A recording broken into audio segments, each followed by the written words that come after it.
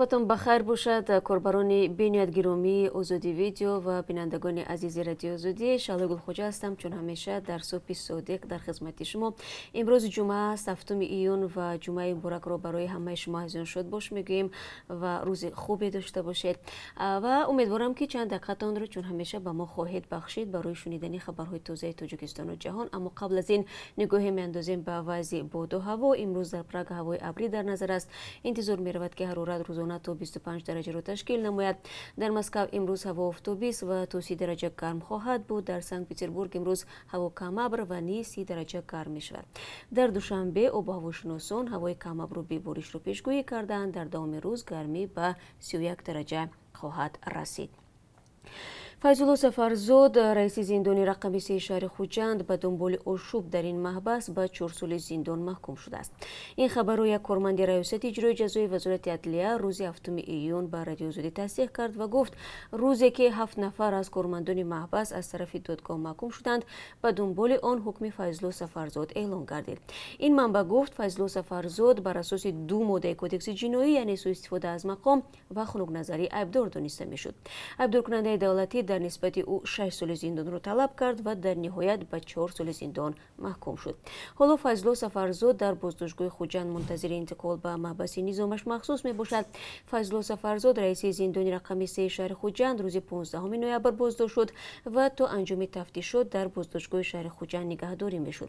در پی آشوب زندانی ها در محبس رقم 3 شهر خوجند شب 7 و 8 نوامبر سال گذشته 23 محبوس و 2 زندانبان کشته شدند. مقامات میگویند محبوسان میخواستند از زندان فرار کنند و پیش روی این عمل آنها گرفته شد، ولی منابع غیر رسمی میگویند احتمال بدرفتاری و اذیت محبوسان سبب دست به اعتراض زدن زندانی ها شده است.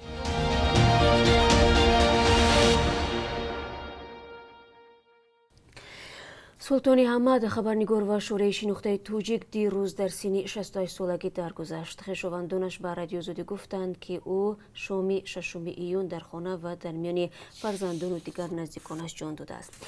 فرزندش احمد گفت که سلطان احمد گرفتاری سرطان معده بود و طی 8 ماه اخیر از این بیماری بسیار رنج کشیده است.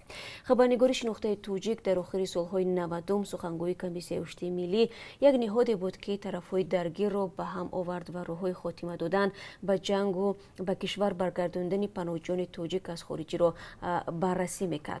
سلطان احمد که سالهای 1992 تا 1997 همراه با 10,000 پناهنده توجیک در افغانستان زیسته است. سال 2004 همچون خبرنگار رادیو آزادی به این کشور سفر کرد و نزدیک به 1 سال از آنجا گزارش میداد. او با بسیاری از رهبران سیاستمداران افغانستان از جمله پرزیدنت برهان الدین ربانی، قهرمان ملی افغانستان احمد شاه مسعود، همسنگران او محمد فهیم قاسم، عبدالله و دیگران از نزدیک آشنا بود. پس از پایان دوره کاریش در افغانستان سلطان احمد به دوشنبه بازگشت و مدت شوره و کارشناسی رادیو آزادی بوده. دیرتر تورنمای اطلاعاتی و فرهنگی روزگار را بنیاد گذاشت و هم مشغول کارهای فرهنگی شد. مراسم دفن سلطان احمد امروز برگزار می شود و او را با خواهش خودش در آرامگاه سریاسیات در دوشنبه به خاک می سپارند. همکاران ما در این مراسم حتما شرکت خواهند ورزید و در برنامه خبری برای شما در این باره ما گزارش را پیشنهاد خواهیم کرد. یک جنگجوی توجیک از پیوندانش خواسته است که فوراً به او $6,000 فرستند تا از یک مکان خطرناک بیرون شود. پرویز سعید رحمانوف جنگجوی گروه تندروی دولت اسلامی که با نام ابو داوود در شبکه‌های اجتماعی این سازمان را تبلیغ میکرد پس از 2 سال ناپدید بودن با نزدیکانش تماس گرفته است. در نواریس هفته‌ای که نزدیکانش ادعا میکنند به ابو داوود تعلق دارد، او تقاضا میکند به یک دوستش در جزیره‌های مالتا پول فرستند. گفته است که برای درست کردن شناسنامه و راهگیرا $6,000 لازم است. تماس او ماهی پیش زمان صورت گرفته است که آخرین پایگاه داعش در منطقه بغوز سوریه سقوط کرد. آن وقت رسانه‌ها گفتند برخی از جنگجویان توانستند از آنجا فرار کنند و در مناطق دیگر پنهان شوند. معلوم نیست سعید رحمانوف در آنجا بود یا نه و حالا کجاست. سهراب رحیموف یکی از نزدیکان پرویز سعید رحمانوف که در روسیه قرار دارد دیروز در صحبت با رادیو آزادی گفت مادر و خواهران ابو داوود تقاضای او را رد کرده و فوراً به مقامات تاجیک و روس خبر دادند. پرویز سیدرحمانوف از جانب روسیه به واسطه اینترپل برای سازمان دادن چند حمله تروریستی در خاک این کشور جستجو می‌شود. پیوندانش تخمین می‌زنند که او احتمال از سوریه در حال با آنها تماس گرفته است که گروه تندروی داعش آخرین پایگاهش را در این کشور از دست می‌داد. ارتش آزادی بخش سوریه که عبارت از کردها و عرب‌های منطقه است دهها جنگی را آن زمان بازداشت کرد که قصد فرار داشتند.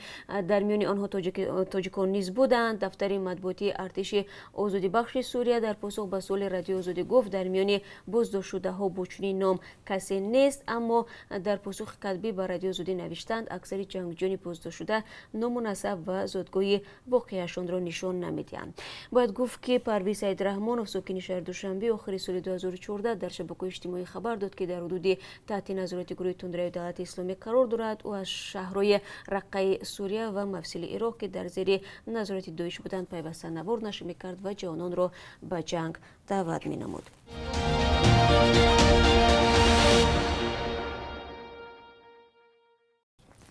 بانک جهانی برای طرح شبکه آب و فاضل آب دوشنبه 30 میلیون دلار جدا کرده است.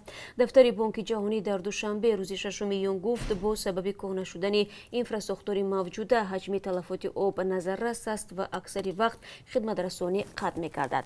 لایحه در ناحیه سینای شهر دوشنبه که یکی از ناحیه‌های بزرگترین و سرحالی شهر است تطبیق می‌گردد.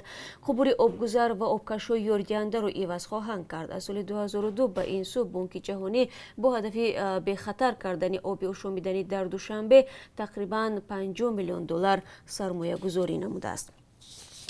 ائتلاف منطقوی کشورهای آمریکا از جامعه بین‌المللی دعوت کرد تا بالای متفقان ونزوئلا و از جمله روسیه فشاری بیشتر آورند تا اینکه بحران در این کشور آمریکای جنوبی رفع گردیده حکومت غیرقانونی از قدرت دور شود. 6 ایون گروه لیما که در آن شماره زیادی کشورهای آمریکایی امضا گذاشتند اظهارات پخش نموده تاکید کرده است که کشورهای پشتیبانی رژیم پرزیدنت ونزوئلا نیکولاس مادورو باید زیر فشار بیشتر قرار بگیرند. از جمله روسیه، چین، کوبا و ترکیه گروه لیما در سال 2017 تشکیل شده هدف آن پیدا نمودن حل بحران در ونزوئلا است که تحت حکمرانی مادورو قرار دارد. فرماندهان ولامقامی نیروهای مسلح آمریکا میگویند ارسال نیروهای علاوه‌ای آمریکایی به منطقه خلیج فارس باعث شد که تهران از نقشه حمله بالای نیروهای آمریکا دست بکشد. در عین زمان گنرال فرانک مکنزی تاکید میکند که تهدید ایرانی هنوز هم واقعی میباشد. روز پنجشنبه در شهر بغداد فرمانده استاد مرکزی نیروهای مسلح آمریکا مکنزی در صحبت با روزنامه‌نگاران ابراز داشت که احتمال برای رفع تهدید ایران سفربری نیروهای علاوه‌ای درخواست شود. و بینندگان عزیز یادآور میشم که رقم مخصوصی ما در وایبر و واتساپ همون در خدمت شما عزیزان است. اگر میخواهید خبر و عکس النوار شما در برنامه خبری رادیو آزادی نشر شود لطفاً با ما تماس بگیرید. شماره تلفن ما +420 724 056 681 است و بار دیگر تاکید میکنم که این رقم تنها برای قبول نوار و عکس است و نه اینکه صحبت های تلفنی و تنها در حالتی که ما از شما میتوانیم مواد دریافت کنیم اون وقت با شما خودمون تماس خواهیم گرفت. من تقدیم خبرها رو ادامه میدهم. 5 ایون در دهه اوراق پایانی نزدیکی بیشکک پایتخت قرقیزستان هنگام نماز عید رمضان زن و زنی به عمل آمد که در پی آن 31 نفر بازداشت شد. یک نوروز در بیمارستان بستری گشته است و وضع او حالا معتدل دانسته می شود.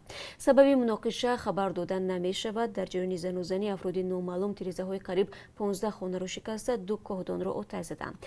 به زودی نزدیک 100 نفر به کوچه ها ریخته. برخی از آنها طلب کردند که خانواده 3 جوانی که در زن و زنی شرکت داشتند کوچانده شوند. به آنجا چند صد کارمند پلیس و نیروهای مخصوص فرستاده شدند. آنها در دهه نوبتداری شبانه روزی برآ ماندند. روز 6 ایون خبر داده شد که وضعیت آرام و همه بازداشت شدگان آزاد کرده شدند. در بین آنها دپوتات محلی نیز بوده است ولی او را به حبس خانگی گرفتند. اکنون توجه کنید به یک اعلام. بازرسی دولتی اتومبیلی وزارت امور داخلی تاجیکستان خبر می‌دهد که با سبب برگزاری سمیت پنجم مشورت همکاری و تدبیرهای باوری در روسیه در پایتخت تاجیکستان چند کوچه مرکزی دوشنبه و راه دوشنبه چنوق مسدود می‌شود.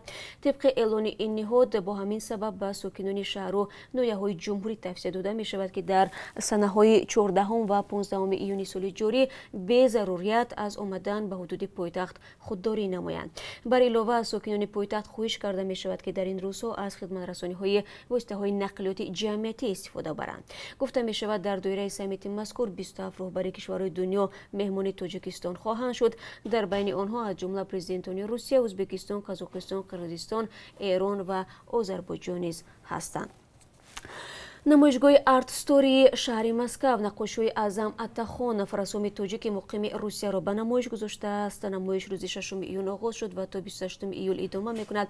Аттахонов рӯзи 6 июн ба радиозоде гуфт дар намоишгоҳ 45 асар гулчине аз офаридаҳои ӯ аз соли 2006 ба инҷониб ба намоиш гузошта шуданд. Аъзам Аттахонов гуфт асарҳои шоирони классик ба мисли ҷомиву румӣ, наққошони Руми қадим ва Италия, рассомони қадимии рус сарчашмаи илҳомаш ҳастанд. дар асарҳои Аттахонов бештар зебоиҳои табиат, офаридаҳои дасти инсон, меъморӣ, боғу деҳот, хона ва ҳунарҳои мардумӣ таҷассум ёфтааст. асарҳои Аъзам Аттахонов дар Музеи давлатии санъати халқҳои шарқи Москав, осорхонаи санъати тасвирии Тотористон ва осорхонаи санъати тасвирӣ ба номи Камолдин Беҳзод дар Душанбе нигоҳ дошта мешаванд.